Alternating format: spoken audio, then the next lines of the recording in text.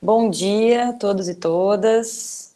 Para quem não me conhece, sou Daniela Mussi, sou da Universidade Emancipa, também sou pesquisadora na Universidade de São Paulo, professora. E esse espaço aqui, Conversas Abertas da Universidade Emancipa, é um espaço que foi organizado a partir do curso Entender o Mundo Hoje, Pandemia e Periferias, que é um curso que começou em 5 de maio e vai até o dia 7 de julho, todo semanal, pela internet, né? Transmitido pelo YouTube da Rede Emancipa, com pesquisadores e ativistas de várias áreas do conhecimento para discutir o impacto dessa pandemia sobre as nossas vidas, particularmente sobre a vida das comunidades e das pessoas periféricas. E é um curso que alcançou mais de 17 mil inscrições e se organiza por meio de grupos de WhatsApp e também por meio da participação nas aulas pelo chat do YouTube. E desde que esse curso começou, nós recebemos uma série de sugestões, demandas de pessoas interessadas em debater temas pertinentes à nossa discussão sobre a pandemia, mas que não estavam necessariamente contemplados dentro da programação oficial do curso, digamos assim.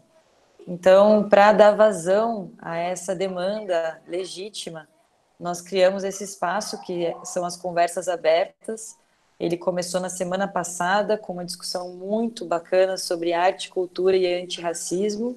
O vídeo da conversa aberta da semana passada já está no nosso YouTube, então quem quiser assistir já pode conferir lá pelo link do canal do YouTube da Rede Emancipa. Essa conversa de hoje, a infância em tempos de pandemia, foi proposta pela Vanessa Marques, que é formadora de professores nessa área e está também construindo o curso da Universidade de Emancipa com a gente. E nós convidamos, a Vanessa convidou a Márcia Aparecida Gobi e a Vanderlei Aguiar, que também nós convidamos. A Van é coordenadora da Rede Emancipa, é professora de educação infantil e é uma das pessoas que fez parte da construção de um projeto específico de educação popular com crianças na Rede Emancipa, que é o Emancipinha. Então, nós convidamos essas três pessoas maravilhosas e eu vou passar a palavra para a Vanessa, que é quem vai conduzir essa conversa, e esperamos que dessa atividade aqui possamos pensar formas de começar a tornar o debate da infância um debate compartilhado, sistemático entre nós. Exatamente, especialmente tem uma pessoa que começou a apresentar o seu computador aqui para outras pessoas. Eu queria pedir para vocês tomarem cuidado com isso. A gente fica meio apavorado porque fica ouvindo relatos de pessoas que estão tendo atividades remotas invadidas, então toma bastante cuidado com isso. Então, a nossa ideia é que esse espaço aqui, ele dê vazão para que a gente siga debatendo a questão da infância, tanto no contexto da pandemia, como no contexto mais geral, estratégico, de produção de liberdade e desenvolvimento integral das pequenas vidas, que são as vidas dos nossos filhos, nossos alunos, de todas aquelas crianças que se envolvem no nosso dia a dia, no nosso cotidiano.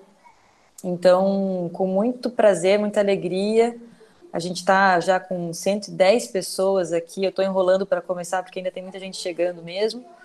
Com muita alegria, eu vou passar a palavra para a Vanessa, que vai abrir essa atividade e explicar para vocês o formato dela, como ela vai acontecer. E agradecer já de partida as nossas convidadas pelo aceite para participar com a gente nesse espaço. Bem-vindas.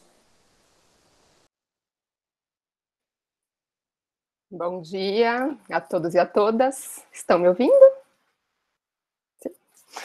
Bom, eu sou a Vanessa. É um prazer enorme estar aqui e conversar com vocês sobre a infância em tempos de pandemia. E junto a Dani, eu irei mediar essa conversa.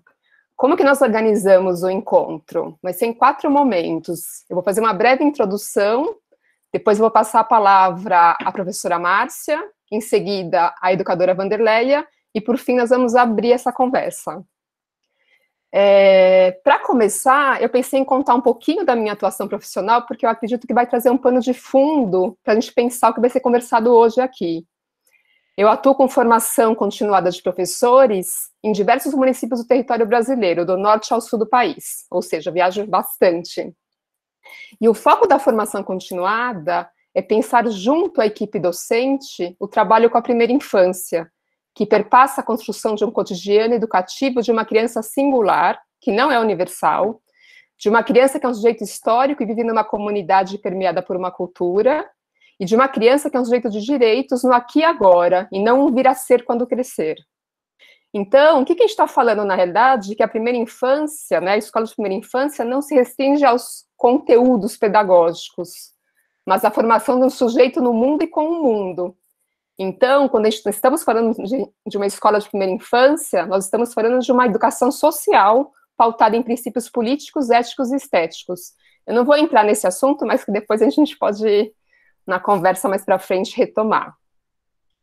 Um outro aspecto importante de ressaltar é que o espaço da primeira infância, escolar da primeira infância, ele está intrinsecamente relacionado aos direitos da mulher, porque ambas são responsáveis, de maneiras diferentes, pelo cuidado e a formação dos bebês e das crianças até 5 anos.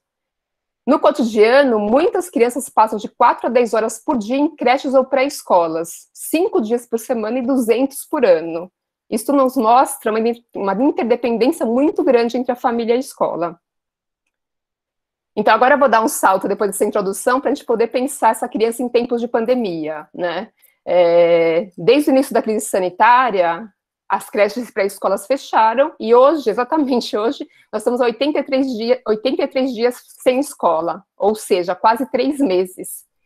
Isso gerou uma mudança drástica na vida das famílias e das educadoras, porque elas tiveram que, em pouquíssimo tempo, criar meios de viver tudo isso.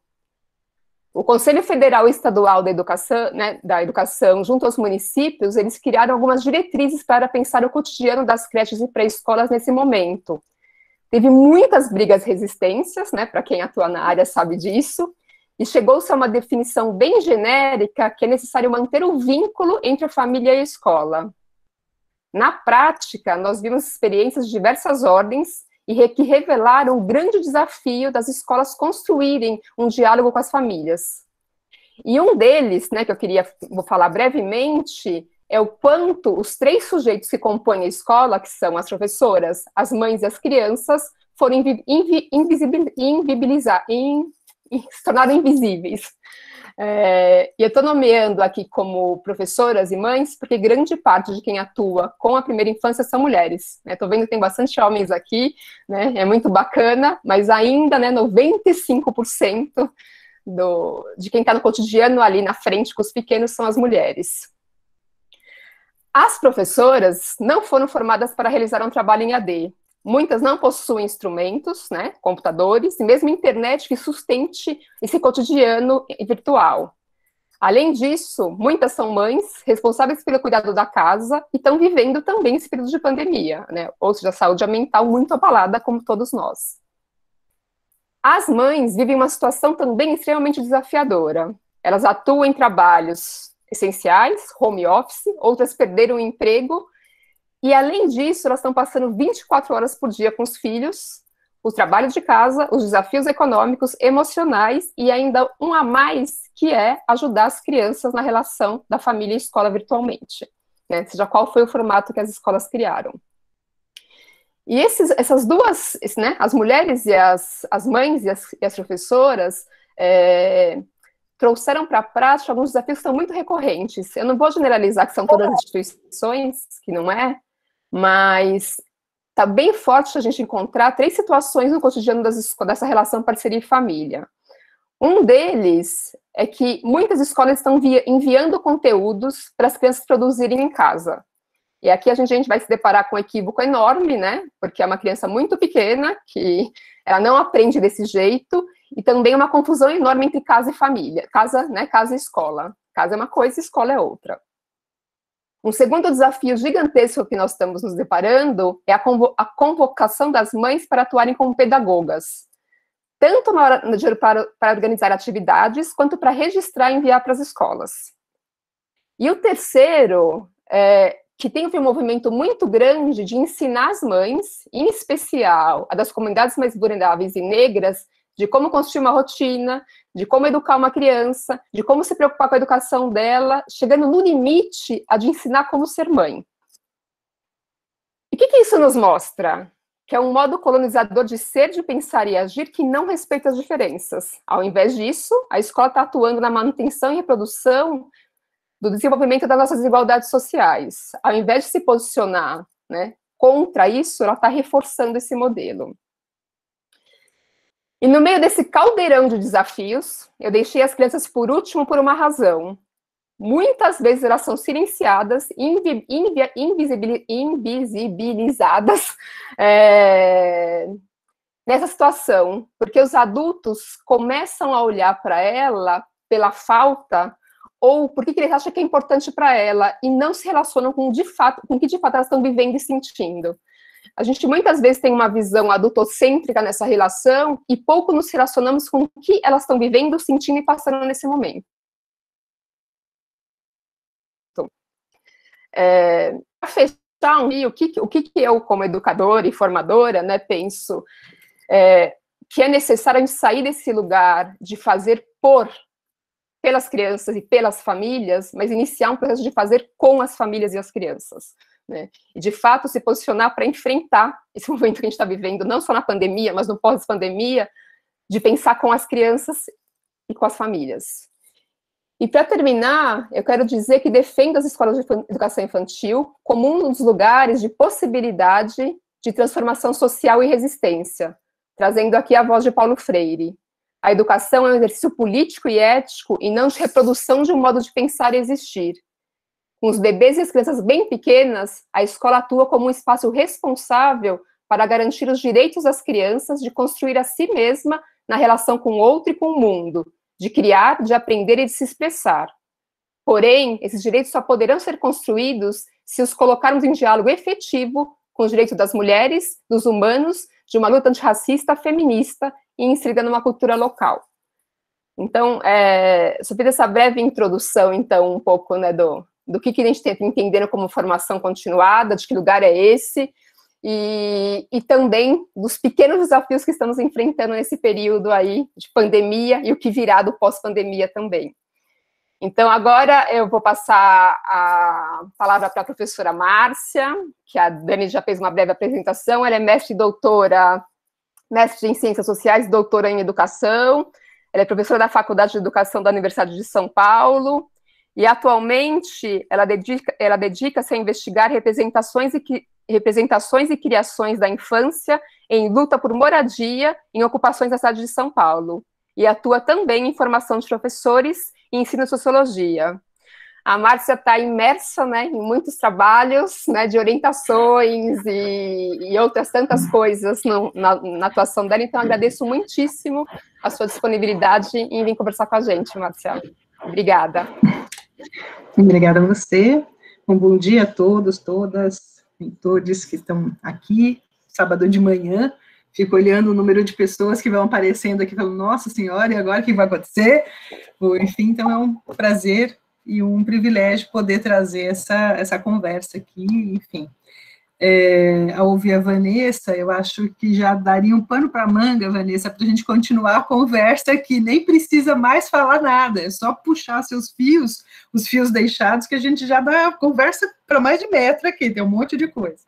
Bom, para tentar organizar, e a Vanessa disse que eu tinha 20 minutos, vocês ainda não me conhecem e eu sou dada a falar muito.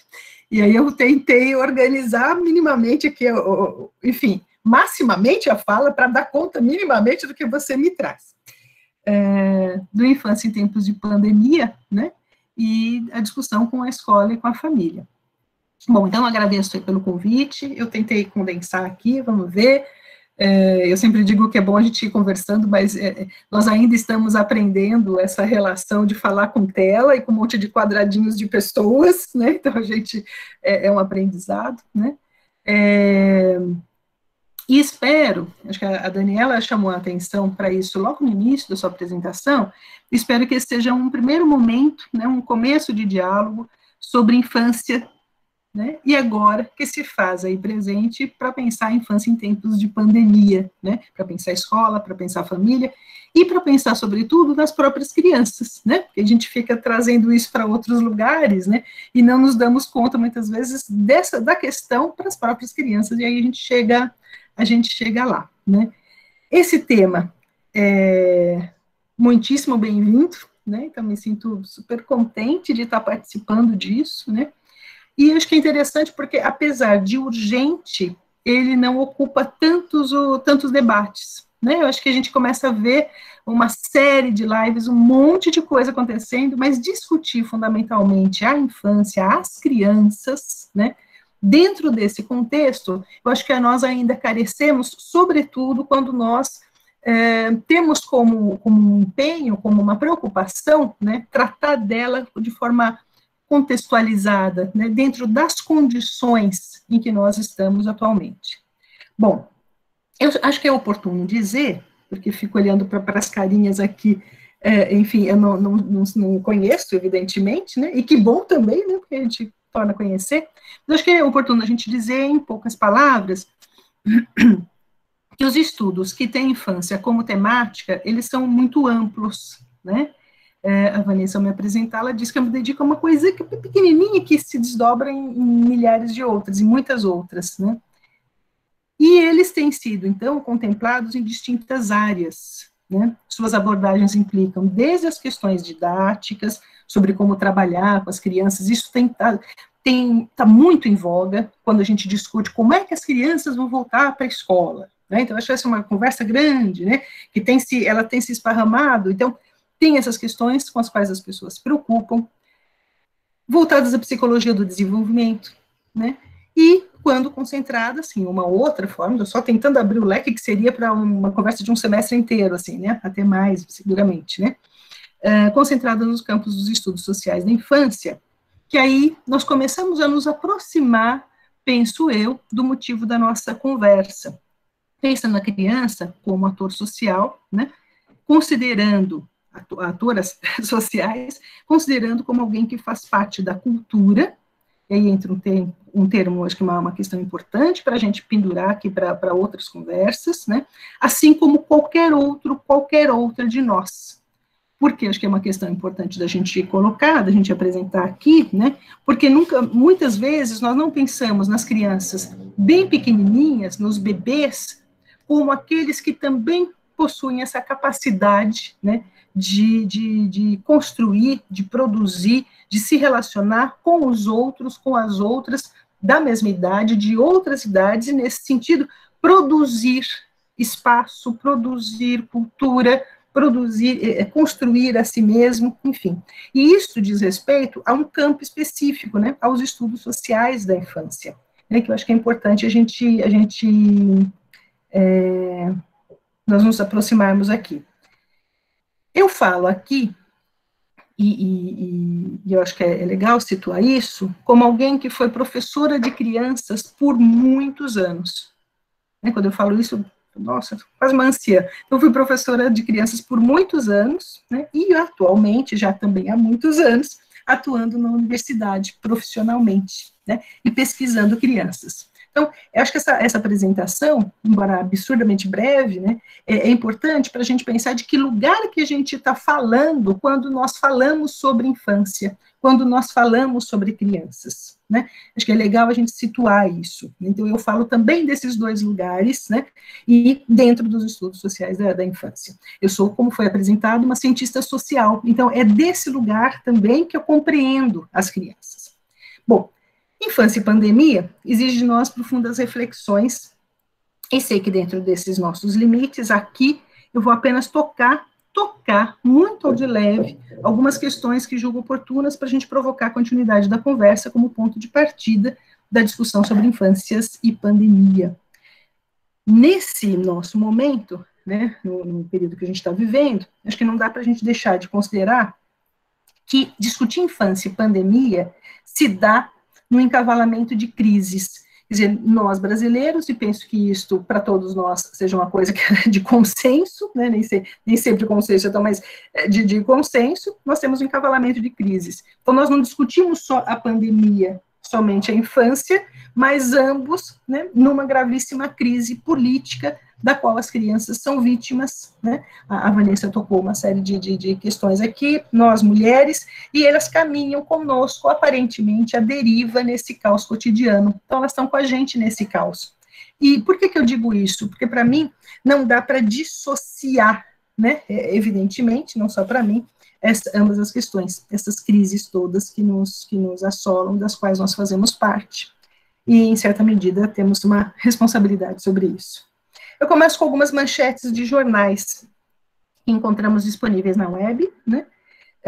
Claro que para algumas delas, mediante assinatura, desde que usemos a cota mínima aos usuários não assinantes. São Paulo tem 8.000 assassinatos de crianças e adolescentes em 10 anos, dizia a Unicef em 2019. A maioria era negra, vivia em comunidade e foi baleada na presença da polícia. Investigações não foram concluídas. 4 crianças foram mortas em operações policiais no Rio de Janeiro no último ano, 2020, que nós temos notícia. Maio de 2020, João Pedro, no Rio de Janeiro.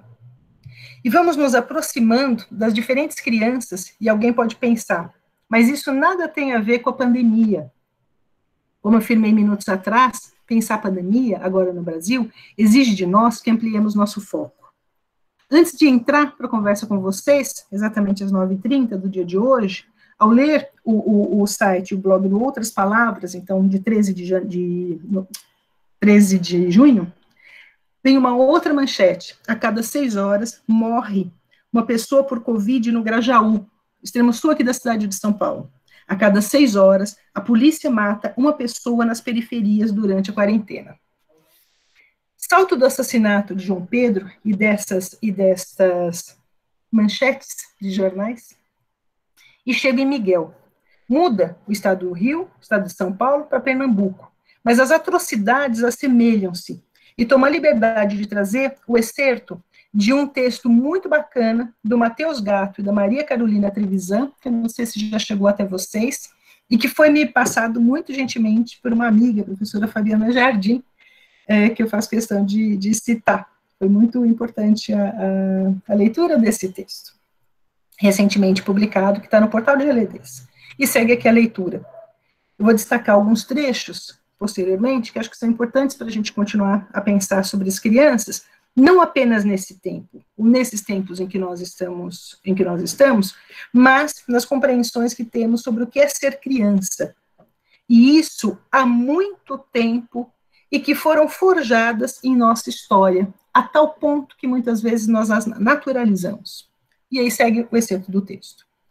Longe da mãe, Miguel, ainda pequeno, não sabe que não pode se expressar naquele espaço. Não sabe que não há direitos ali, que ele é uma extensão do corpo de sua mãe e pertence à sua maneira infantil ao mundo do trabalho. A insistência de Miguel em ir atrás da mãe, que levava o cachorro da patroa para passear, feriu a etiqueta daquelas relações. Ele não sabe se portar. Não aprendeu o lugar de negro e nem terá tempo. Miguel cometeu uma infração. Atrapalhou a manicure da patroa. Perturbou a distinção tácita entre quem fala e quem deve calar.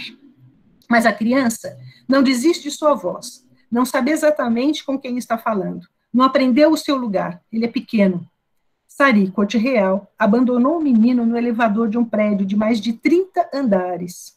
As imagens das câmeras do edifício parecem acentuar ainda mais as diferenças entre aquela mulher branca e o menino negro. A patroa simplesmente aperta o botão que leva aos andares mais altos, vira as costas e sela seu fim. Miguel não sabia que sua infração era tão grave. Ele era pequeno, tinha apenas 5 anos de idade. Fui sublinhando algumas questõezinhas e trago daqui a pouquinho para a gente retomar. E Vanessa vai me falando do tempo aqui que eu estou olhando e daqui a pouco começa. Enfim, bom, eu li esses textos disponíveis na web e o último do site do GLDs, eu vi que uma pessoa perguntou aqui, mas eu não consigo, eu te passo, Vanessa, eu não sei se você consegue passar depois, porque eu não consigo fazer essas coisas tão facilmente, enfim. Quer dizer, não tão facilmente, óbvio, eu não consigo fazer, por enquanto, vou aprender algumas coisas. Bom, para então pouco tempo, provocar, né, eu li esses textos, esses excertozinhos, né, para provocar a pensar sobre os direitos das crianças, sujeitos de direitos. Em muitas de nossas pesquisas, nós afirmamos sempre que as crianças são sujeitos de direitos. Eu sempre digo em processo de formação, nós às vezes fazemos disso quase um mantra, né? Nós falamos e muitas vezes nós fazemos disso um jargão, que se vê tantas outras vezes esvaziado de sentido, esvaziado de prática, ele não orienta as nossas práticas propriamente ditas, né? Esses últimos fatos aqui narrados trazem uma primeira pergunta que precisamos repetir à exaustão. Quais direitos? Eles existem, mas a quais crianças são seguidos à risca? Né? Lendo uma reportagem também recentemente, alguém, eu não vou conseguir lembrar o nome do autor ou da autora, né, que dizia do quão brancos, né, são esses direitos. Quer dizer, ela existe de formas absolutamente distintas, né, para determinadas pessoas, como já nós sabemos tão bem. Quando pensamos sobre as crianças como sujeitos de direitos e tomamos conosco importantes documentos produzidos no Brasil, do que me recordo, em especial, desde os anos 90, destaco o documento Essa Creche Respeita a Criança, elaborado pelas pesquisadoras Fulvia Rosenberg e Maria Malta Campos. Eles se constituem como marco fundamental para as discussões sobre direitos das crianças e, ao mesmo tempo, esse texto, esse documento, Essa Creche Respeita a Criança, está implicado a profundas mudanças nas práticas educacionais, inegavelmente. Isso é dos documentos mais importantes que nós temos, né? E das professoras de creche, e não só. Pensar desde a recepção das crianças, seu tempo de estada, enfim. Advindas desse documento, no percurso rápido, tempos depois, discute-se princípios éticos, estéticos, presentes, né, ou que deveriam estar presentes nas relações com as crianças, né, inclusive nos espaços com as diretrizes curriculares nacionais de educação infantil. Bem mais recentemente, eu diria 2 semanas atrás, se não me falha a memória, mais ou menos isso, muito pouco tempo, né, sobretudo em virtude da urgência da gente pensar a pandemia e a infância, em especial o retorno das crianças das creches e pré-escolas, temos a elaboração do documento para um retorno à escola e à creche que respeite os direitos fundamentais de crianças, famílias e educadores. Assinado, entre outras pessoas, outras pesquisadoras, pela professora Maria Malta Campos, que traz, junto às demais autoras, a legítima preocupação sobre o retorno das crianças às creches e à escola. Tudo parece caminhar bem em direção ao encontro das discussões sobre os direitos das crianças, desde bebês. Temos isso assegurado, temos documentos sendo discutidos nas redes públicas. E aí, muitas vezes, nós podemos pensar, mas fizemos tudo tão certo e parece ainda insuficiente. E não é que é. Porque aí eu acho que entra no cerne da conversa que me foi proposta aqui, que é o que nos junta aqui de manhãzinha, nesse sábado. Não é suficiente. Não é suficiente pensar como que as crianças vão voltar para as creches e pré-escolas. E aí a gente avança mais um pouquinho. Apresento aqui uma reflexão que talvez reverbere na conversa que seguirá esta, né? Pensando nessa como uma primeira conversa mesmo, né? E fico pensando sobre a urgência de uma reflexão mais profunda sobre a infância, que está também para além da escola, que deve envolver suas famílias e que está inscrita nos bairros onde moram essas crianças. Né? Nisso que é uma, como diria o Vladimir Safatli, uma democracia geograficamente localizada no Brasil. Né, que a gente tem que discutir isso, que a gente tem que pensar sobre isso, né? Onde elas moram, essas crianças, e que as marcam nas suas singularidades, nos seus jeitos, é falar das crianças que estão em algumas regiões da cidade e das cidades, e já estavam brincando nos campinhos, sobretudo porque, levanto aqui uma hipótese, estar na rua significa uma boca menos a ser alimentada em casa. a discussão, e agora em tempos de pandemia, fazendo uso do que a Vanessa trouxe para a gente lá no iniciozinho, na apresentação, né, há ajeitamentos outros que são dados às famílias também, que se a situação já era bastante de uma grande vulnerabilidade, de uma grande precariedade, isso se intensifica ainda mais, né. A discussão, portanto, sobre as crianças como sujeitos de direitos deve percorrer e incluir a todas elas. Tem me preocupado bastante ao ouvir professoras de rede pública, e fico aqui no meu pedacinho, então estou falando da cidade de São Paulo, né, sobre que bom que a Vanderleia está aqui para eu aprender também com ela sobre outras realidades, outros lugares também, e outros tantos que estão aqui presentes, né, sobre certa ausência de reflexões que extrapolem a própria escola, que extrapolem a creche, que saiam delas, né? E ao fazer isso, a considerem como local, a própria escola, a creche, como lugar promotor de vida, e que com isso possam discutir o que está dentro dela no movimento contínuo. Quer dizer, a defesa é essa escola como lugar de promoção de vida, creche, pré, né, educação infantil, ensino fundamental, né, como esse lugar promotor de vida, só que ela não pode ficar voltada para ela mesma. Não sou a primeira pessoa a dizer isso, né, mas eu acho que é importante falar sobre isso muito, repetidas vezes, e fazer disso prática. Não tem como tratar de direitos resultantes de muitas lutas de modo dissociado das condições em que vivemos no país, portanto. De tratar de crianças que são mortas como são há tempos. Na verdade, não há nenhuma descoberta, né? Nós temos, historicamente, a partir das próprias transformações históricas, diferentes formas de matar e morrer. Isso independentemente da existência da pandemia. Essa só vem colocar um tempero a mais num Estado que se faz presente para dar cabo de vidas, e nós sabemos disso. Quando nós falamos da ausência do Estado, ele se faz presente de uma outra forma, como citava aqui no site do Outras Palavras, um texto bastante longo, cuja manchete é 6 pessoas são mortas a cada hora. Né? Retoma, então, o Estado está lá, de alguma forma, se fazendo presente. E servindo como braço de determinados grupos. Eu acho que é importante a gente pensar sobre isso. Retomo algumas palavras escritas no artigo comentado aqui, encontrado no portal Gileadês, e ditas por mim agora há pouco, e retomo não para pensar, evidentemente, num Miguel, mas milhares, centenas de milhares de outros e outras crianças que estão conosco. Talvez agora, ao lado de alguma mãe que está nos ouvindo, e aí eu fico procurando nas carinhas, né, que está nos ouvindo, estou vendo alguém fazendo comida ali,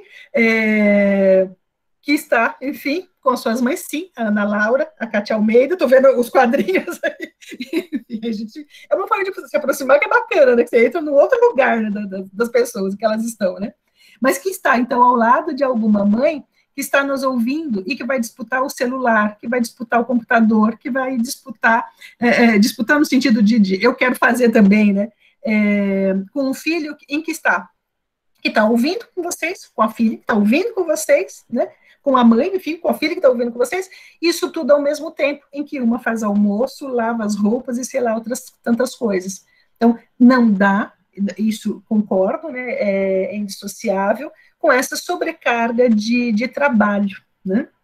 Então, são muitos Miguel que estão aqui sendo falados.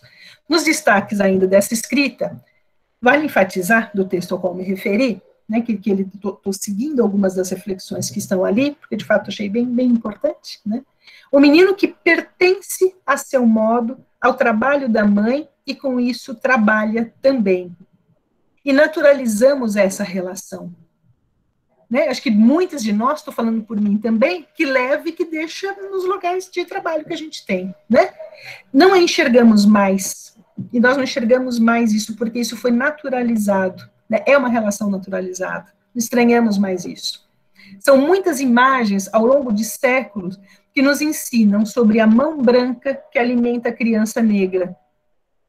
Né, me remeto a uma obra do Debré, O Jantar à Brasileira, né, recuperando brevemente uma das obras do Debré, talvez possamos acessar a construção imagética e o aprendizado daí derivado quanto aos costumes. Costumes esses que, bom, não compunham a prática do menino Miguel, que como nós podemos, que bom, que é um paradoxo, que é uma algo para a gente pensar tanto, né? Mas que são vagarosamente, né, ensinadas. E aí acho que vale a gente parar para pensar que há uma pedagogia, quando a gente está querendo discutir escola, há uma pedagogia do racismo, como bem marca o Matheus Gatto, né, da Unicamp, que se faz presente e marca os corpos das crianças, das meninas, dos meninos, dos meninos, e isso diferentemente nas relações que mantemos ou não com elas, que se evidencia na maneira como organizamos os espaços das salas de aulas, das salas em que nós trabalhamos, das creches, das pré-escolas, né? Mas também como estão organizados os espaços das cidades, que é promotora, que é produtora, que é produto das relações, e que, portanto, também precisam ser pensadas como racializadas, como generificadas, também com as crianças negras, pobres, meninas, meninos. Por exemplo, discutia isso no meu grupo de estudos, e trago esse exemplo para cá, né? Que ao pegarem um patinete na Avenida Paulista, na cidade de São Paulo, serão tratadas diferentemente a depender se é uma criança branca, se é uma criança negra, se é uma criança pobre, se é uma menina. Então, essa pedagogia do racismo, ela se faz no interior da creche, da pré-escola, desde bebê, mas ela se espraia em tantas outras relações que ocorrem na cidade, portanto, a gente precisa discuti-las dentro e fora desse movimento concomitante, né? Isso acontece ao pegar um brinquedo, a pedir mais sobremesa ou suco na creche, a requerer algum carinho. É sim uma prática epistemicida, tal qual estudada pela Sueli Carneiro, que está embutida nessa pedagogia do racismo. E repito, é fundamental discutir isso desde a primeira infância, é fundamental a gente discutir isso desde a relação que estabelecemos com as crianças muito pequenininhas no berço, né? E ela está embutida nessa pedagogia e desconsidera e desqualifica e se recusa os conhecimentos de determinados povos, e aí eu estou falando dos indígenas também, né? E tratamos e mantemos apenas aqueles já previstos como únicos e importantes a serem consagrados, a serem reproduzidos, outros, né? Eu fico lembrando de um texto bem curto do Bruno Latour, seguramente foi lido por muitas e muitos daqui, né? Publicado naquele varal de textos curtos da editora N-1, diariamente, eles têm trazido textos muito bacanas, muito importantes, reflexões desse momento, em que o Bruno Latour, em que ele afirma, diante da proposta, vamos retomar tudo o mais breve, o mais rápido possível, né, referindo-se sobretudo à economia, e aí nós temos isso, né, ouvido quase que diariamente, proferido por algumas pessoas aqui no país, né, ele vai dizer, de jeito nenhum, não vamos retomar tudo o mais breve possível, de jeito nenhum. Essa fala pode ser recuperada com muita intensidade quando nós falamos das creches, das escolas, das pré-escolas, e precisa ser fartamente discutida se de fato estivermos dispostos a não retornar às mesmas práticas que, como podemos perceber, levaram a graves problemas no país. Alguns dirão, fracassamos. Fracassamos como país, né? Então, a gente não pode retornar, porque retornar é aprofundar o fracasso. Retornar é aprofundar esses graves problemas que nós arrastamos há tanto tempo. E que estamos enfrentando em diferentes campos. Afinal, o que queremos mesmo apenas... é uma pergunta que acho que é legal a gente fazer, né? Apenas discutir se haverá distanciamento de 2 metros entre as crianças, quando do retorno? Isso é de um empobrecimento cá entre nós, para as nossas discussões, né? Para as nossas questões. Né? E acho que é importante a gente trazer, para carregar essa pergunta conosco, né? Ou uma outra proposta de relações e práticas na relação entre elas, entre as crianças. Porque aí também nós podemos pensar, bom, então vamos voltar a segurar dos 2 metros de distanciamento, nós sabemos que não tem como, porque nós temos 40, 50 crianças numa sala, mas assegurar dos 2 metros, aí nós pensamos, então a gente pode pensar outras práticas pedagógicas, outras práticas, né, na relação entre essas crianças. Né? Ontem, uma orientanda querida me dizia que talvez nós reforcemos ainda mais algo que nós passamos décadas discutindo, né? Que é quase uma pedagogia do grito, porque vocês imaginam como nós estaremos, como as professoras estarão, eu não estou mais com as crianças diretamente, né, na educação infantil, ao termos um receio enorme de contágio, quer dizer, nós vamos criar uma outra prática para afastar umas das outras, né, contrariando o que as nossas pesquisas, o que a nossa prática também vai mostrar. E aí, podemos, estou pensando aqui no mundo, não dá para fazer exercício de futurologia, estou pensando, querendo pensar com vocês, mas podemos perpetuar essa pedagogia do racismo, como referenciava há minutos atrás, diante de um país em que isto orienta as relações. É uma pergunta-afirmação. Ao falarmos e discutirmos sobre a luta, já vou quase terminando, tá? Ao falarmos e discutirmos sobre a luta antirracista e antifascista, importa saber, e acho que esse era o ponto mais importante que eu pensava para tratar aqui com vocês, né, que ela não, para afirmar isso com vocês, né, que ela não estará completa se não incluirmos as crianças desde bebês. Há, e cada vez mais, que discutir sobre desigualdade social no país. Há, e cada vez mais, que discutirmos sobre questões, né, a intersecção, né, dessas questões, né, e que essas crianças, nós caminhamos com elas, né, por diferentes espaços.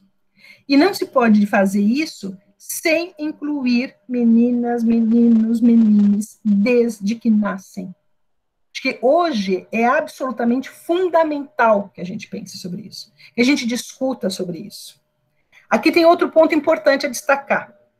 Até o momento, eu estou falando em inclusão das crianças, olha essa palavra aqui, inclusão das crianças, conferindo grande presença às adultas e os adultos que ficam com elas, que trabalham profissionalmente com elas.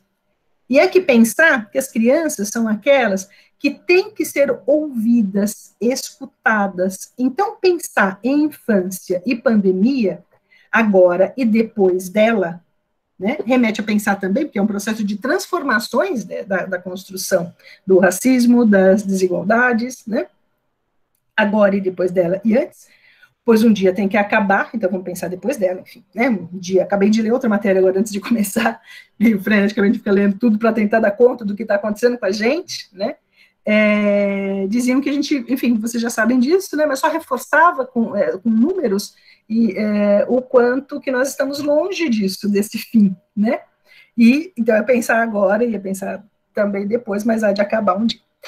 Espero que todos sejamos vivos para presenciar isso. Bom, é tratar de conhecer as crianças e seus pontos de vista sobre as coisas, e até sobre a própria pandemia, quem sabe. Como é que as crianças estão nesse meio? Né? O que a gente está, o que está sendo pensado sobre? O que está sendo feito sobre?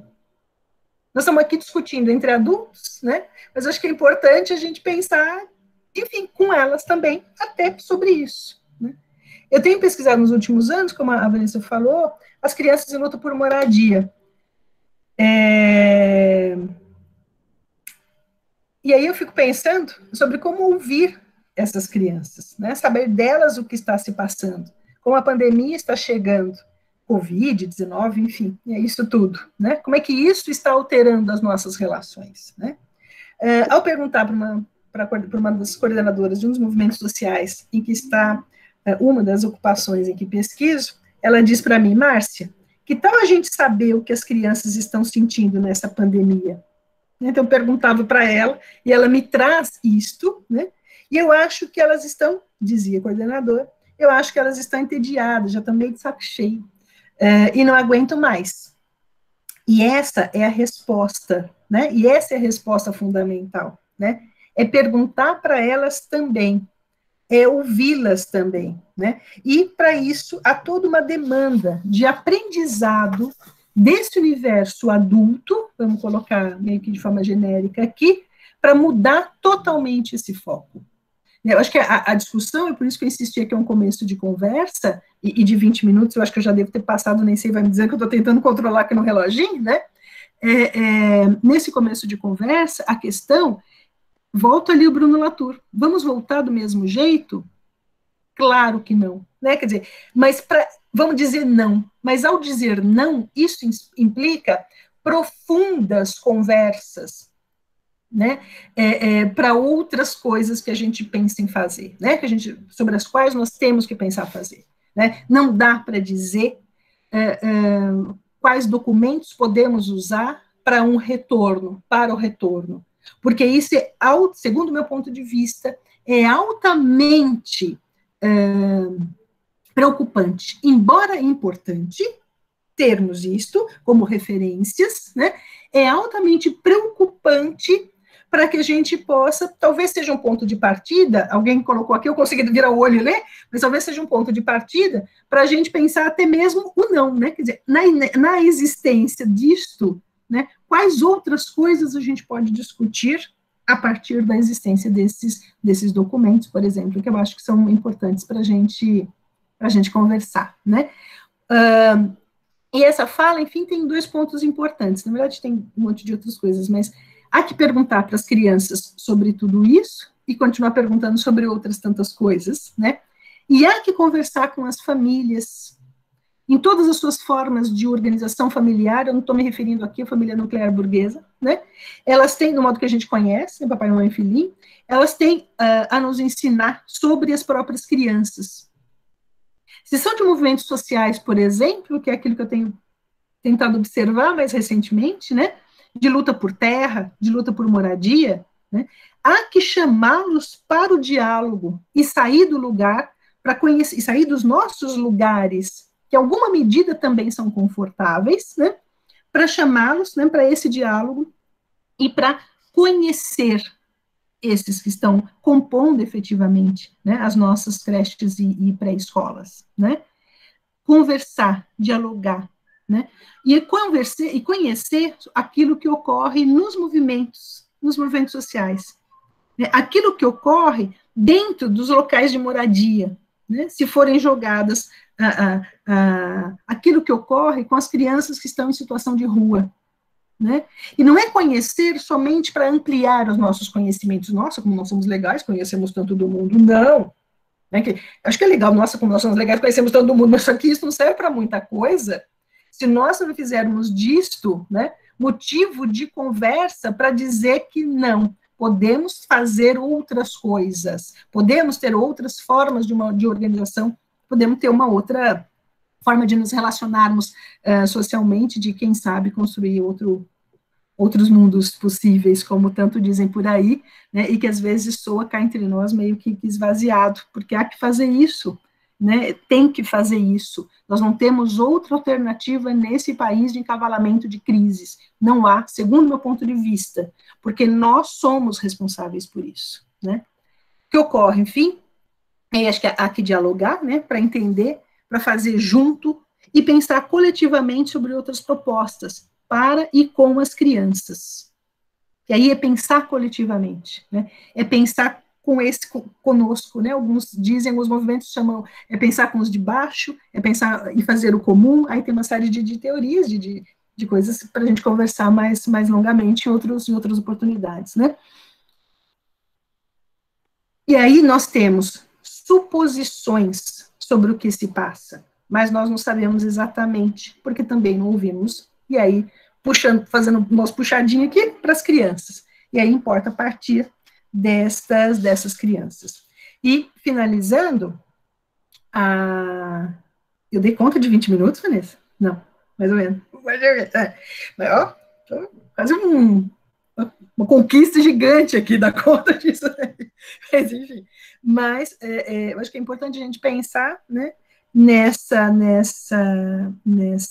que não é uma parceria, né, mas nessa audição, nessa conversa, nessa escuta, né, que não é para ensinar as mães como serem mães, que a Vanessa traz aqui, que eu acho que é importante pra caramba, né, porque eu odiaria que alguém dissesse como é que é ser mãe, né? Eu acho que eu posso aprender com as outras mães, a gente cria situações, mas é muito esquisito, né? Ser esse objeto de alguém que chega e vai dizer como é que faz, né? É muito esquisito, porque concordo, dentro dessa pedagogia do racismo, né? Dentro dessa prática colonizadora, que hoje nós falamos tanto, né? Nós temos que tratar disto, né? Nós temos que tratar dessas questões, né, nos nossos processos. E aí, de novo, só frisando para finalizar, né, agradeço imensamente o convite, mas acho que é só para a gente chamar a atenção de novo, né, não basta discutir esse retorno, e não basta só discutir as condições, mas é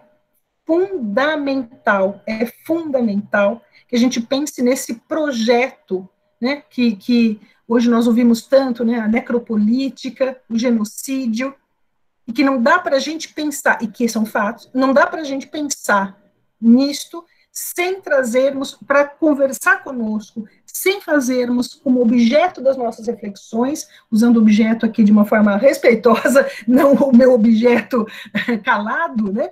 Mas não nos fazemos silentes em relação ao que está acontecendo, né? Eu acho que nós esbravejamos, mas ao mesmo tempo há que tomar esse esbravejamento, sei lá que palavra, é um neologismo aqui, mas esse esbravejar, né, de outras maneiras, né, para dizermos não é esse retorno que a gente quer e fazer disso, de fato, uma outra forma de estar no mundo sem esquecermos as crianças desde bebês. Acho que isso é fundamental e é importante demais essa discussão para a gente carregá-las conosco e para que elas nos carreguem com elas, né? Porque elas têm um monte de coisas para falar, né? Não é só pegar, é uma via de mão dupla nesse processo. Bom, é isso, gente. Obrigada, depois a gente continua a conversa. Obrigada, Vanessa, obrigada a todos.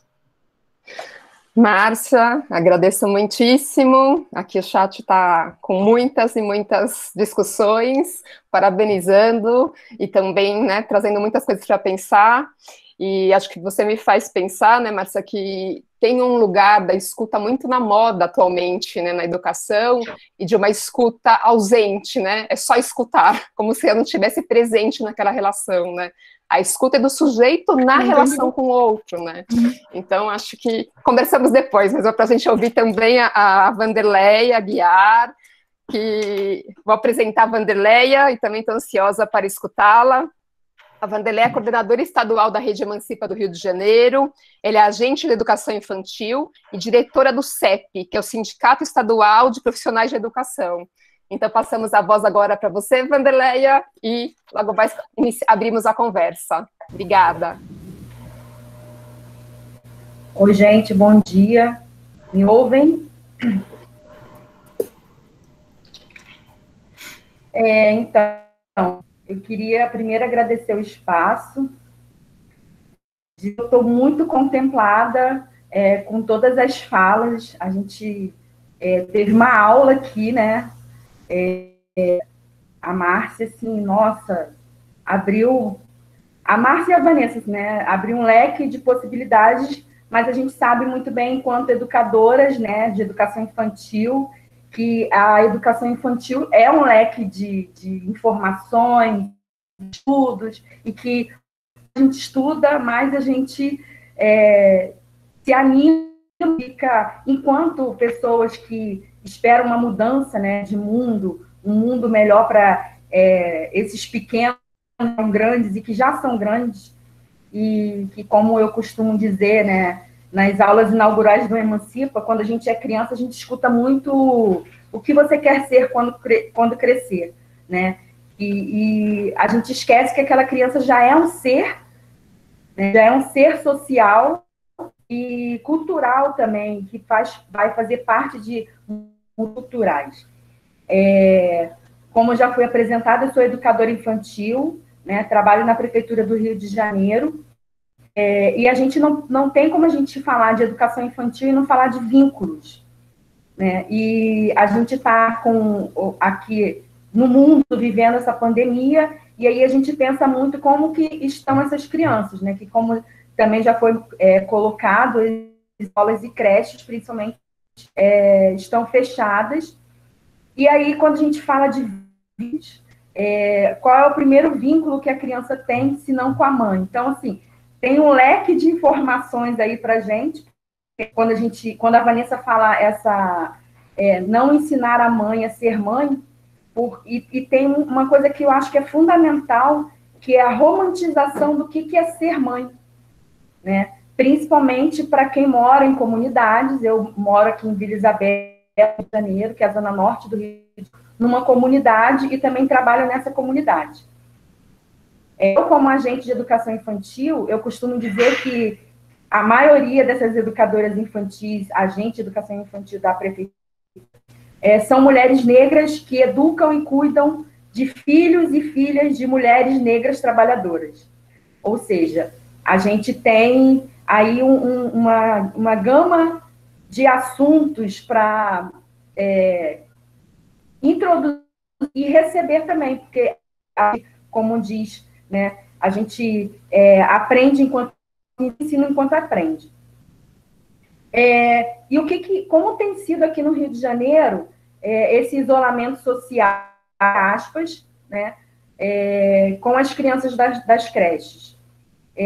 Eu aqui com a Rede Emancipa tenho tido a oportunidade de estar trabalhando com as mulheres da comunidade na Associação de Moradores, porque a gente está com uma campanha, né, de arrecadação, distribuição de material de limpeza e higiene pessoal e álcool em gel.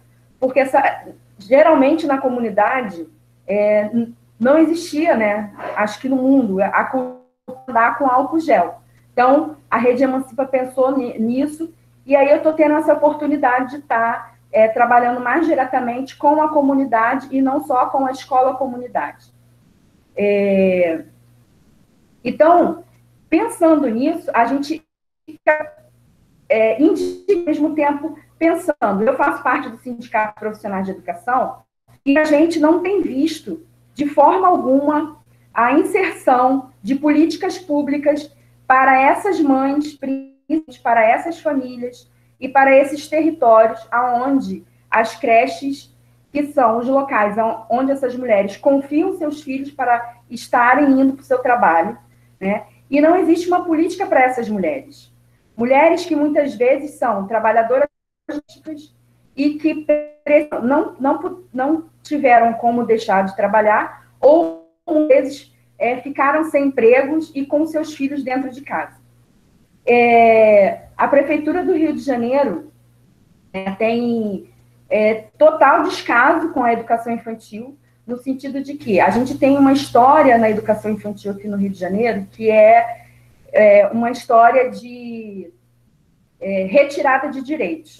A gente aqui, de 2005 para trás, as creches funcionavam como ONGs, né? Eram parcerias das ONGs de assistências sociais, com a Secretaria de Assistência Social e Ação Social, e que a partir de 2006, 2007, com a gestão do Eduardo Paes, do Maia, né, mudou para essas secretarias. E aí a gente fala das educadoras, né, que são também, como eu já disse, a maioria mulheres negras trabalhadoras que trabalhavam nessas ONGs. E com a mudança, mudou-se para a Secretaria Municipal de Educação e não houve um acompanhamento no sentido de reconhecer essas mulheres. Porque mudando essa secretaria, mudou-se também as nomenclaturas. As mulheres que trabalhavam nessas ONGs, na educação infantil, enquanto profissionais de educação e professoras, não foram reconhecidas enquanto professoras, porque eles fizeram uma reunião, né, um curso para que essas mulheres fizessem uma formação, né, de professoras. Acontece que no meio dessa formação teve um concurso público e essas mulheres foram reconhecidas enquanto professoras e teve o concurso para agente de educação infantil, onde a maioria das mulheres que trabalhavam nas ONGs ficaram desempregadas. Ou seja, a gente não vai conseguir mudar tudo isso se a gente não consegue mudar o sistema educacional. O sistema educacional que que as educadoras falam tanto, nós falamos tanto da importância do brincar, né, do socializar, certo? Porque o vínculo que nós temos, né, enquanto educadoras infantis com as crianças, não é um vínculo somente educacional. O vínculo que a gente tem com as crianças desde bebê é o vínculo do choro, porque a gente acompanha o crescimento dessas crianças, né? Nós não somos professores, e por isso que a gente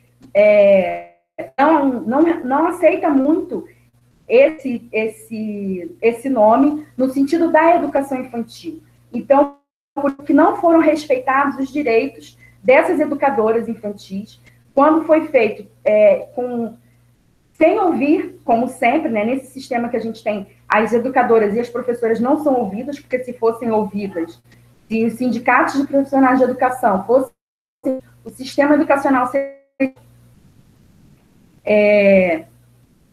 então, por que eu estou falando tudo isso?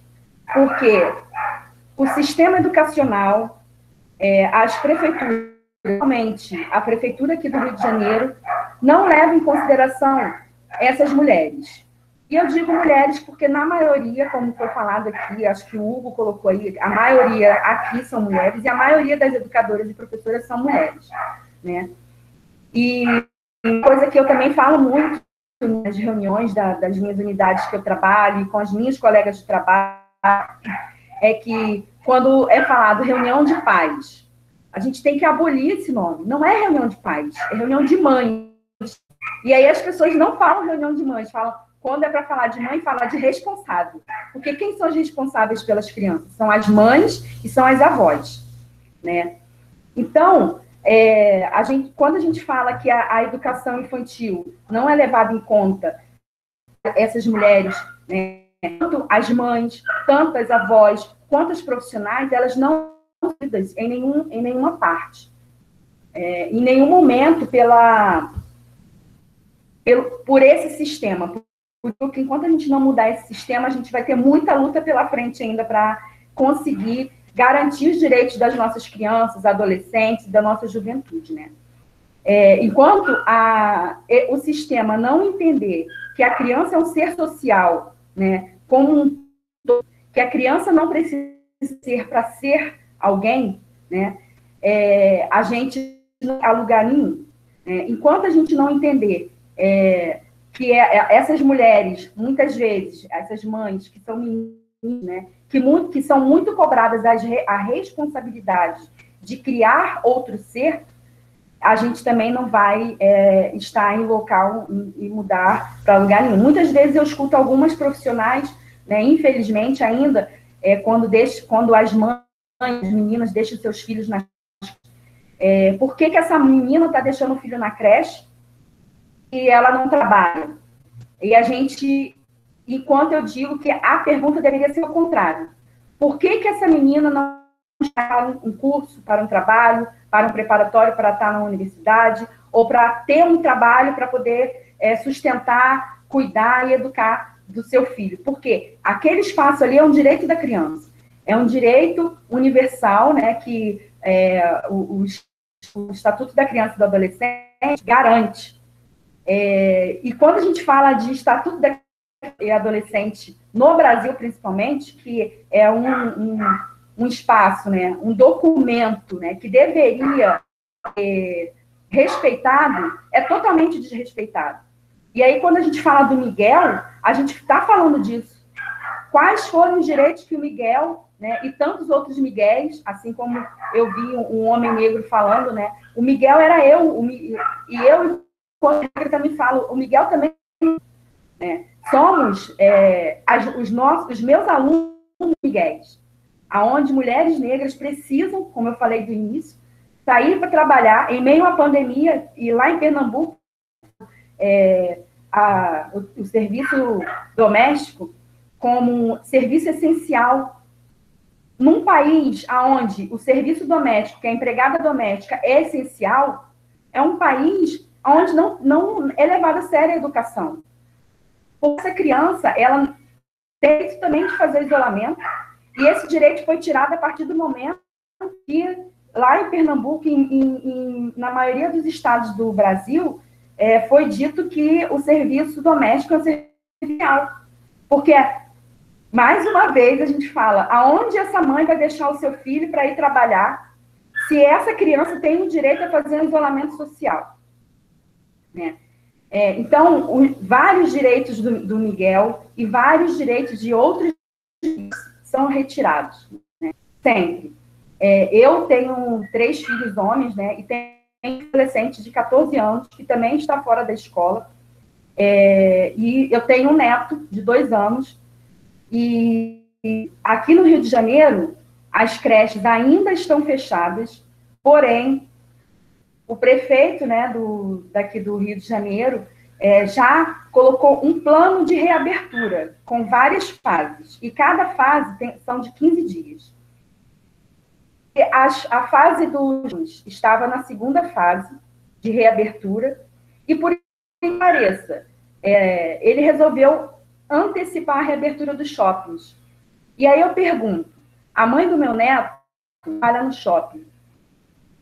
Como que essa mulher, que é praticamente uma adolescente, né, que é obrigada a retornar ao seu trabalho, porque é um serviço essencial, o shopping, né? Está na segunda fase de reabertura e foi antecipado, né? Estou sendo...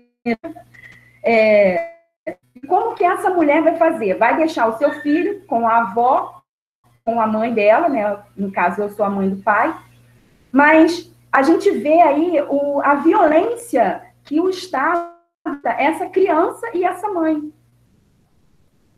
trabalhando com o vínculo que essa criança tem, né? Com 3 meses de isolamento social, e essa mãe não é respeitada, e essa criança não é respeitada.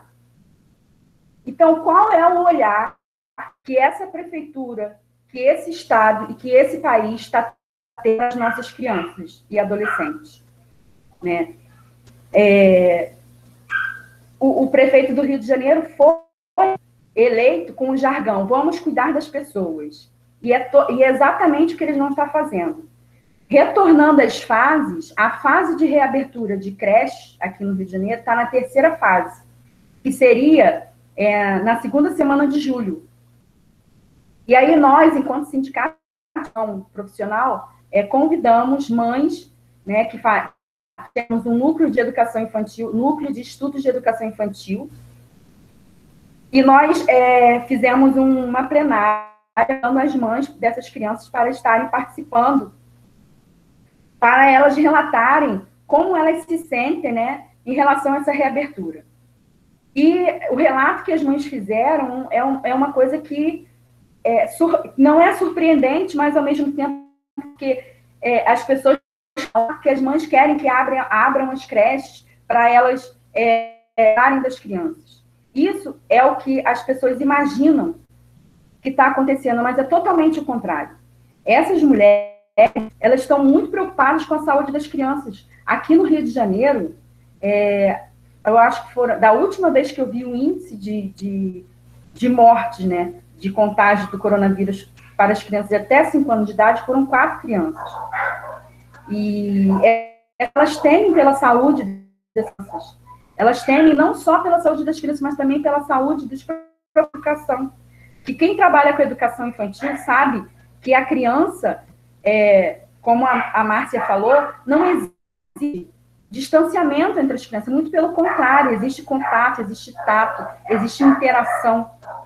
E essas mães estão preocupadas com isso, né? E eu queria falar também sobre o projeto do Emancipina, né? Eu moro, como eu já falei, na comunidade Isabel, e a gente entende, né, enquanto educadora infantil e enquanto educadora popular, né, eu fui aluna do Emancipe 2015, educadora, e eu acho que o grande sonho dos educadores e o grande sonho de mulheres educadoras e que moram em comunidades e conhecem a realidade das comunidades é que a educação tenha acessível a todas e todos, né? Que todas as nossas crianças, toda a nossa juventude, que as nossas crianças tenham direito aos espaços educacionais, que tenham direito aos espaços de socialização, né? Entendendo a criança enquanto ser social, está nesses espaços, né? Então, a gente aqui, eu pensei muito sobre essa realidade da comunidade e a gente resolveu fazer o Emancipinha, né? Que é um projeto de educação para as crianças. E não existe um projeto de educação social, infantil, sem educação social, que não pense, né, na criança, na família e no território. Então, esse projeto é um projeto de estar se relacionando com a criança para além do português, da matemática, da alfabetização, além do espaço escolar, vai muito além do espaço escolar. Um espaço de estar ouvindo essas mães, mulheres, né, pais, de estar ouvindo a necessidade e, ao mesmo tempo, de estar dialogando com o meio que a gente vive. A gente teve, inclusive, a gente se surpreende muito com as crianças, eu acho que a gente nunca se esgota espaços de que a gente entenda a criança como um ser cultural também, porque eles não muito. Recordo que na época do assassinato da Marielle, a gente levou para que no projeto que a gente começou, é uma creche comunitária, né? Foi uma creche comunitária que a gente conversou com a dona Ana. Eu não tenho muito tempo para falar da dona Ana, mas é uma liderança comunitária muito antiga aqui da comunidade, né? Que é uma mulher incrível, que há muitos anos atrás, né, quando não existiam nem as creches, ela era a mulher que cuidava das crianças, educava crianças para outras mulheres irem trabalhar, e com isso, né, ela formou uma creche social, uma ONG, e que agora virou uma creche conveniada da prefeitura. E a gente, nesse espaço, a gente trabalhava com as crianças a interdisciplinaridade, né? Com estudantes de pedagogia, e na assassinato da Marielle a gente levou para as crianças, né, numa roda de conversas que a gente fazia com as crianças, e delas, o que elas gostariam de fazer, o que elas gostariam de falar, o que elas entendiam sobre isso. E pelo que pareça ou não, para mim não, porque a gente entende que a criança, ela entende o que está, ou procura entender, ou procura saber, né? O meu neto de 2 anos, ele está toda hora perguntando assim, o que é isso? O que é isso? O que é isso? A gente vê dentro da sala de aula, a gente apanha dentro da sala de aula, né? 20 crianças que estão todo perguntando o que, o porquê, o que é isso, e dando a opinião delas. Então, no Emancipinha, a gente, essas crianças, a gente teve a sugestão delas mesmas estarem, que são crianças de 2 a 5 anos de idade, escrevendo cartinhas, né, para a filha da Marielle, e elas escreveram cartas, né, fizeram desenhos e tal. Então, com isso, a gente vê um grande exemplo de que como essas crianças se entendem em meio a tudo que está acontecendo. Se a gente parar para ouvir aqui na comunidade as crianças, o que elas estão entendendo sobre essa pandemia, o que elas estão entendendo é que pessoas estão morrendo, né? E, diferentemente dos nossos governantes, que estão levando essas crianças e essas profissionais a ficarem adoecidas com o retorno às aulas. A gente tem esse grande projeto na comunidade, né? Eu acho que é um projeto que a gente pode levar. Esse ano a gente foi atropelado pela pandemia, de estar colocando o projeto para frente, e gostaria de concluir falando que da importância, né, desse núcleo de educação infantil, que aqui no Rio de Janeiro, com o Sindicato de Profissionais de Educação, a gente está ouvindo essas mães, e da gente estar entendendo que essas crianças podem estar passando, né? Eu, como disse, de profissional de educação, também sou mãe, o meu filho estuda em uma escola municipal, e a gente, aqui no Rio, não vê nenhum projeto de retorno, né, no sentido de políticas públicas de retorno. Não existe uma política pública para o retorno dessas crianças às aulas. O que o sindicato está propondo é que o prefeito, né, e que a prefeitura, o sistema educacional, ouçam as mães, ouçam as profissionais de educação. Não existe lógica numa prefeitura de fazer um retorno às aulas, né, principalmente em creches públicas, num momento onde essa pandemia não chegou nem ao pico aqui no Rio de Janeiro, né, com tudo o que a gente já sabe sobre a pandemia, não existe hospital. E eu queria pontuar uma coisa, né, sobre os hospitais. Estão dizendo que os hospitais estão fechando, não existe pessoas, não existe mais o coronavírus. Eu ouvi isso ontem, não existe mais o coronavírus. A gente tem um presidente que falou para as pessoas irem nos hospitais e filmarem aonde está acontecendo falta de equipamentos e tal. E no dia seguinte, pessoas foram ao hospital de referência aqui no Rio de Janeiro, que é o Hospital Gazola, quebrar. Ou seja, a gente tem um governo genocida que quer reabrir escolas e creches no momento de uma pandemia. Então, como eu falei, a gente não vai mudar muita coisa se o sistema continuar sendo esse. Eu queria colocar uma coisa aqui que Paulo Freire falou na Eco 92, quando estava sendo discutida educação ambiental, que ele falou assim, ó, faz parte dessa briga, por exemplo, do verde, mas certo de que sem o homem e a mulher, o verde não tem cor. As nossas crianças, o verde não tem cor. Então, sem uma política pública de reabertura, não existe lógica em reabrir as escolas e creches sem estar ouvindo quem está sendo diretamente afetado com isso, que são as mães, mulheres trabalhadoras, que são crianças que vão correr o risco de vírus e até mesmo de levar para as casas que, enquanto essas mulheres estão trabalhando, são as avós, né, que na sua maioria são grupos de risco, de estarem levando, de estarem contraindo o vírus. Então, espero que eu tenha contribuído, eu acho que eu falei mais de 15 minutos, espero que eu tenha contribuído aí um pouquinho, depois de tantas falas maravilhosas, a gente quer estar também ouvindo as pessoas, né? Wanderleia, obrigado, agradecemos muitíssimo ouvir esse lugar, né, que você traz da experiência, desse cotidiano, ainda mais o Rio de Janeiro, que, né, mais que eu trabalho no Brasil inteiro, o Rio de Janeiro é um lugar que eu conheço pouquíssimo da educação, e muito bom, né, ouvir o seu apontamento, totalmente de acordo. A gente está, assim, estourando o tempo, temos só 5 minutos, então eu vou fazer uma síntese das questões que apareceram no chat. Não, acho que a gente não vai conseguir responder, as que são perguntas grandonas, mas só para uma última rodada, para ouvir uma última apontamento da Márcia e da Wanderleia sobre essas questões, tá? Então, são 3 questões em especiais grandes e importantes.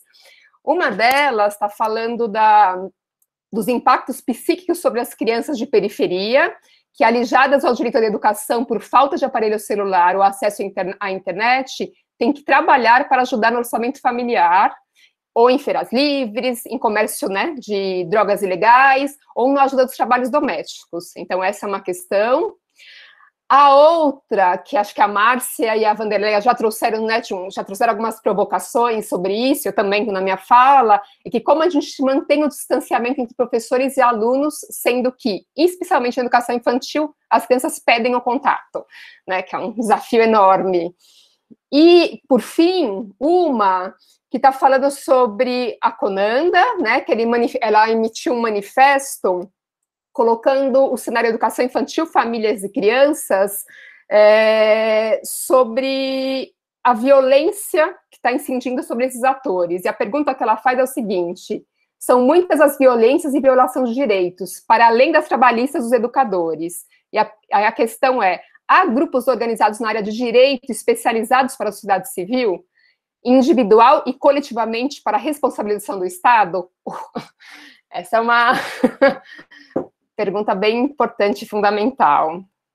É isso. Então, são essas 3 questões, a gente não vai conseguir respondê-las, mas só para passar uma última rodada um pouco, para a gente fechar o encontro. Quem quer começar? A Vanderleia? A Márcia? Começa, Márcia? A Vanderleia bebe um pouco d'água?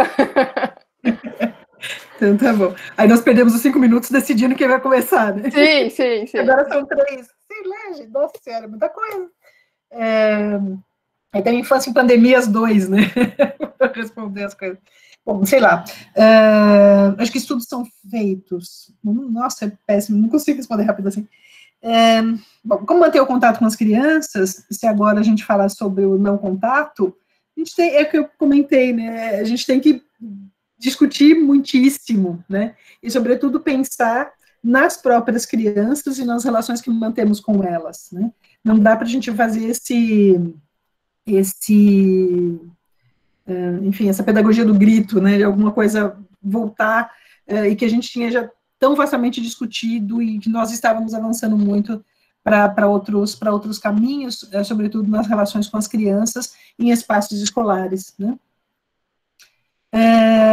Os impactos psíquicos nas crianças, essa não é minha área de formação, né? Seguramente, o que nós temos, por exemplo, quando nós sabemos que nos meses de março e abril, 20% da violência doméstica, teve um aumento de 20% da violência doméstica, comparativamente aos mesmos meses de 2019, isso é dado da segurança pública, isso no estado de São Paulo, né? Eu repito, estou falando aqui, trazendo dados que estão muito mais no pedacinho, né? Precisaria ampliar mais, enfim, né? Seguramente nós temos algo fundamental para a gente pensar com o que está acontecendo com essas crianças expostas a isto, né? E como você trouxe numa das perguntas, expostas a outras tantas coisas, como trabalhadoras nas feiras, sendo vendedoras, eu acho que é uma coisa importante para a gente, para esse exercício, né? Estão muito mais nos faróis, estão em tudo quando nos semáforos, né? Muito mais, isso está sendo, se já era frequente, isso está num aumento muito intenso, né? E seguramente tem esse impacto psíquico. Agora eu não sei, acho que é uma coisa que para a gente pensar em um minuto e para continuar pensando, né? Tratar disto a partir das próprias condições históricas mesmo da composição das nossas relações, né? Para a gente pensar, não só, mas é claro, eu me apresentei falando que eu sou cientista social, então eu estou tirando um lado e colocando, mas para a gente pensar, evidentemente, acho que é fundamental, né, assim, meus limites na minha formação, sobre os impactos psíquicos nas crianças, né, mas para a gente pensar nessas relações e no quanto que há que discutir outras questões, né, concernentes à nossa formação social, concernentes à nossa composição de classe, de raça, nós mulheres que vocês trouxeram brilhantemente nas falas, Vanderleia, muito bacana mesmo, né?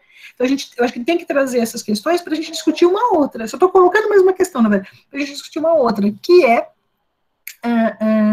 que isto é historicamente construído, né? Quer dizer, as crianças estão trabalhando nas feiras. A minha época de anciã faziam carreto, quer dizer, continuam fazendo carreto, vão fazer um monte de... Estão fazendo isso, né? E o que é isto, né? Como é que isso tem alicerçado estruturalmente as relações com a infância no país, né? Não à toa nós começamos, o Vanderleia também faz menção a uma criança, mas que se nós voltarmos até 4, 5 anos atrás, nós temos outros dados, se voltarmos a 100 anos atrás, nós temos outros, claro que considerando a mudança as transformações históricas pelas quais passamos. Bom, então acho que é isso, né? Só estou trazendo um problema a mais. A violência sobre os atores e sobre as crianças, se tem grupos organizados, não tem condições de dizer isso, de pontuar e de apontar, né? Mas seguramente é fundamental que a gente responsabilize o Estado, que nós responsabilizemos a pessoa, né, alguns dizem o desgoverno, o governo do caos, que não é o governo do caos, na verdade, porque, na verdade, instaura, legitima, justifica, né, essa pessoa que tem que ser responsabilizada também nominalmente, né, por por tudo que está tudo que está ocorrendo, né? Agora tem meus limites, não sei quais as instâncias, a gente poderia pensar quais instâncias, etc., mas o que já está sendo feito, de fato, barra aqui no limite da minha compreensão de conversar aqui com vocês nesse momento. Mas acho que é isso, pronto, chega. Acho que antes de passar para a Wanderleia, para a gente fechar, tem um grupo que eu vou passar depois eu passo para a Dani, tem um grupo que sim, que de fato defende a educação nessa perspectiva. E aí eu vou compartilhar que acho que eles têm uma luta forte aí como parceiros para a gente. Tá bom. Wanderleia? Te perdi aqui nos rostinhos. Tá aqui, Wanderleia? Será que ela caiu? Wanderleia? Tá aqui. Oi. Tá aqui. Eu caí e voltei. A gente vai perdendo os rostos aqui. Tem mensagens aqui. Então, você quer contar um pouco dessas três questões, um pouco do que você te faz pensar? Bom, eu quero, na realidade, eu acho que, assim, são questões que, como eu falei, a gente nunca esgota. Então, a gente tem o Conselho Tutelar, né? Eu acho que são perspectivas que é uma luta contínua que a gente vai tendo, que a gente vai tendo. Eu acho que nós somos agentes também de transformação desse sistema educacional, fechado, quadrado, colocando coisas e tal, e a gente está aí para misturar essas caixinhas. Enquanto a volta, não existe volta da educação infantil com o isolamento, não existe, né? Eu fiquei, acho que 1 mês e meio, 2 meses sem ver o meu neto, e a primeira vez que eu vi, eu tive que abraçar, eu tive que pegar, é isso. Então, a gente tem um grande desafio, principalmente aqui no Rio de Janeiro, que é lutar pela abertura das escolas enquanto a gente tiver no pico da pandemia ou a gente não tiver uma política pública de reabertura, né, aqui, eu acho que no geral. Eu não queria agradecer muito o espaço, é uma pena a gente não poder ouvir as pessoas, né, tá tirando mais dúvidas e tá dialogando mais com todo mundo. É isso. Obrigada, pessoal. Então, nós passamos 5 minutinhos, vamos fazer agradecer muitíssimo a Márcia pela disponibilidade, a Wanderleia e todos e todas que estiveram conosco essa manhã. A gente queria, de fato, abrir mais tempo para conversar, mas, né, os assuntos são tantos que a gente se empolga, educadoras, a gente fala bastante. Muitíssimo. Aqui surgiu uma possibilidade de uma parte 2, e, né, aí a Dani vai... Quem sabe a gente continua essa conversa, tá bom? Então, agradeço muitíssimo a presença e seguimos na luta e na resistência, né, junto com as crianças bem pequenas. Dani, então passo para você.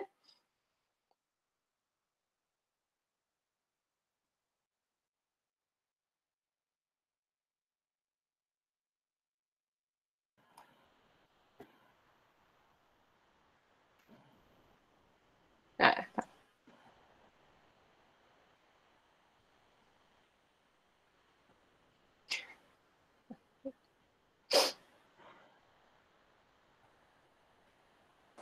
Agora vocês me escutam? Agora sim. Ah, ótimo. É que eu tive que sair e voltar muitas vezes para permitir a entrada das pessoas novas. Continua entrando gente aqui a aula toda. Só queria dizer, antes do pessoal sair, que agradecer muito a Vanessa Marques por ter proposto essa conversa, a Márcia Gobi, especialista, professora da USP, incrível, a Van, que é educadora popular, nossa dirigente da Rede Emancipa no Rio de Janeiro, por essa verdadeira aula reflexiva e crítica, dizer que esse é só um passinho importante numa trajetória de discussão e ação organização do debate da educação popular para a infância, na nossa perspectiva. Convidar a todos e todas vocês para participarem da conversa aberta da semana que vem, dia 20, que vai ser sobre o saneamento e o acesso à água em tempos de pandemia, com parceiros muito especiais da Rede Emancipa. E no dia 27 de junho, nós vamos trazer o tema da saúde mental e do sofrimento nas periferias durante essa crise. Então, nos próximos 2 sábados, vocês têm encontros marcados com essas conversas abertas. Dizer que a gente vai continuar seguindo na conversa com Vanessa e Márcia e Ivan, porque a nossa ideia é pensar a organização de um curso sobre esse tema na Rede Emancipa, em parceria com a universidade, com os nossos parceiros, construindo na perspectiva da educação popular esse tema e essa luta entre nós. E que essa conversa aberta aqui, ela foi só um passinho, um gostinho do que é que pode ser esse tema, essa luta na Rede Emancipa com todos e todas vocês. Reforçar que terça-feira agora, 19h, vocês têm um encontro com a Universidade Emancipa. Nós vamos discutir os direitos dos refugiados e dos imigrantes nessa crise aqui no Brasil. Estão todos e todas mais do que convidados. Um curso que vai até o dia 7 de julho, semanalmente. E os encontros são abertos e transmitidos pelo YouTube. Muito obrigado a todo mundo e um bom final de semana para vocês, um bom descanso, um bom trabalho para quem tiver que trabalhar, se cuidem e voltamos logo mais sempre juntas. Um beijão, gente, um abraço para todos.